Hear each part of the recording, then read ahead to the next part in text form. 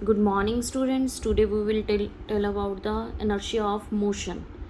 It is the tendency of an moving object to oppose any change in its state of uniform motion along a straight line by itself. यानी कि वो अपने आप motion में changes ले आता है. तो इनर्शिया ऑफ मोशन में जैसे आपके पैसेंजर हैं thrown in the forward direction when a running bus stop suddenly, क्योंकि एकदम बस रुकती है, आगे की जो बॉडी है वो रेस्ट पोजीशन में थी ऊपर की, और जब रिमेन इन मोशन में आती है continues due to the inertia of motion वो आगे की तरफ गिर जाता है इंसान.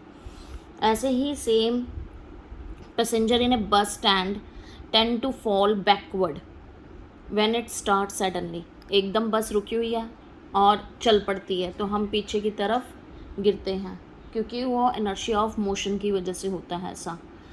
इनर्शिया ऑफ मोशन के ऐसे बहुत सारे वो एग्जांपल्स हैं जिसमें वाई वाले क्वेश्चंस आपके आते हैं, तो उसको आपने सब कर लेना है. जैसे passenger jumping out the rapidly moving बस फॉल फॉरवर्ड. जैसे बस से आप उतर रहे हैं, अभी बस चल ही रही है, तो उसमें क्या होता है, आप आगे की तरफ गिरते हैं due to the inertia of motion. तो ऐसे एप्लीकेशंस आपने इसमें करनी है इनर्शिया ऑफ मोशंस में. नेक्स्ट आपका है third, inertia of direction. Inertia of direction में क्या है, it is the tendency of an object to oppose any change in its direction, यानी कि उसको अपोज किया जाता है, उसकी डायरेक्शन चेंज हो जाए.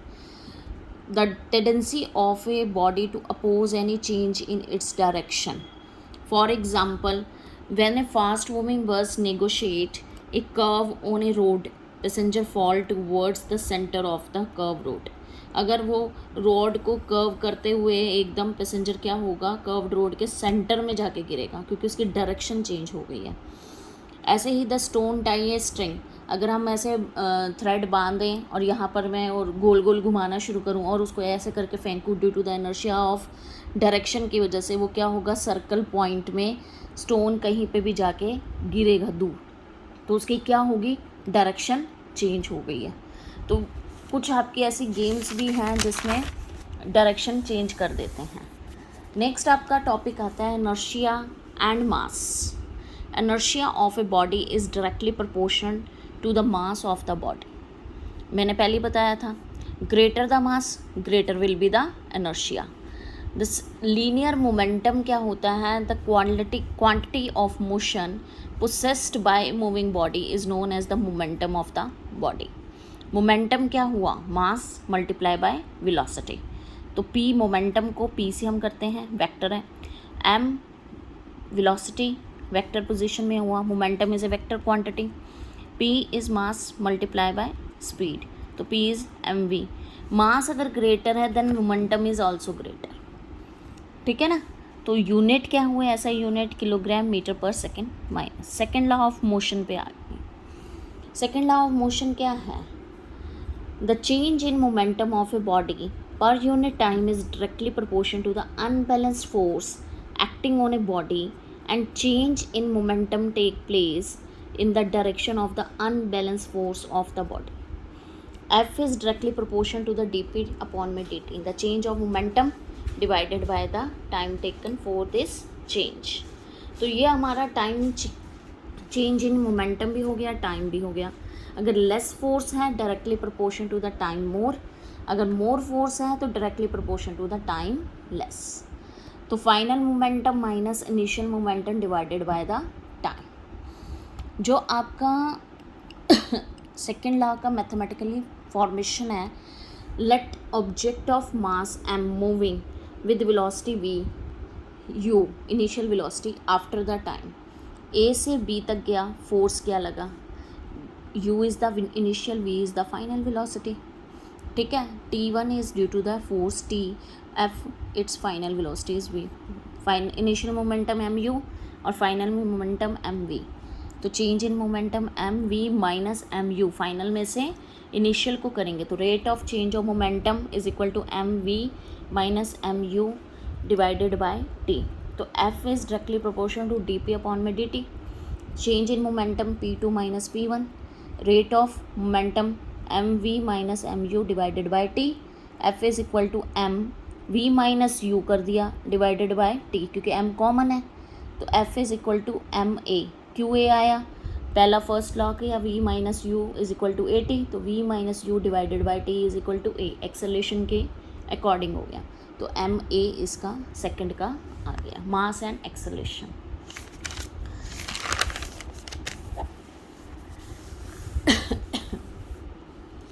Applications of the second Newton law of motion. अब इसके एप्लीकेशंस वेरी वेरी इंपॉर्टेंट भी हैं, इनिशिया की भी थी, इसकी भी हैं। Why cricket player lower his hand while catching a ball. Mostly आप लोग क्रिकेट खेलते हैं बच्चे, क्यों कर लेते हो पीछे की तरफ हाथ? क्योंकि उसमें क्या होता है, हाई वेलोसिटी से बॉल आ रही है, रिड्यूस है, उसका ज़ीरो हो जाएगा, तो शॉर्ट पीरियड ऑफ टाइम में अगर कैच करोगे तो एकदम हैवी बॉल आपके हाथ पर आके लगेगी। आपने प्रैक्टिकल तो किया ही होगा अपने उसमें, बहुत सारे बच्चों ने। तो क्या होगा, तो कैचिंग इंक्रीज़ करने के लिए टाइम का interval to reach the ball in his hand, कि वो फोर्स जो होगा उसका, जिस फोर्स से वो आ रही है उसको थोड़ा सा टाइम बढ़ा देंगे तो उसमें प्रेशर थोड़ा कम हो जाएगा, जिसके कारण जो आपके हाथ हैं जब कैच करोगे तो उस पर क्या होगा, वो यानी कि दर्द नहीं होगा, प्रेशर उतना ज़्यादा से नहीं गिरेगा। इसीलिए तो उसमें हम F is directly proportion to D P upon में डी टी वाला फार्मूला लगाएंगे। A person gets severe injury when he falls on a cement floor then the fall in the sand. क्यों? अगर हम सीमेंट वाले फ्लोर पे गिरते हैं तो हमें ज़्यादा इंजरी आती है कंपैरेटिवली टू द सैंड। क्यों? Exerted by the person on a floor is very high due to the reaction the floor exerts. Same वही आ जाएगा कि प्रेशर उतना ज़्यादा हो जाता है तो वो अपोजिट रिएक्शन में गिरते हैं हम लोग। Karate experts breaks the piles of the tile in the single blow. क्यों तोड़ देते हैं पूरी यानी कि वो टाइल्स को karate experts? In doing so the entire momentum of the hand is reduced to zero in a very short interval of time. As a result, very large force delivered to the pile of tiles and breaks it in a single blow. ये सारी आपकी applications हैं, Y वाले questions आते हैं इस पर। Next है accidents of high speed moving car get damage more. Why? क्योंकि प्रेशर उतना ही इंक्रीज हो गया, एकदम हिट हुआ एकदम ब्रेक हो जाएगा सब कुछ, तो वो उसके कारण, मोमेंटम के कारण, due to the second law of motion. Why boxer back his head when opponent hit a punch on his face? क्यों? इंक्रीज करेगा time interval for the strike by moving his head backwards, उसको पीछे की तरफ लेके नहीं to cause, ये cause क्या करेगा, decrease the rate of change of momentum. Main answer यही है हर एप्लीकेशंस का। Thank you and have a nice day.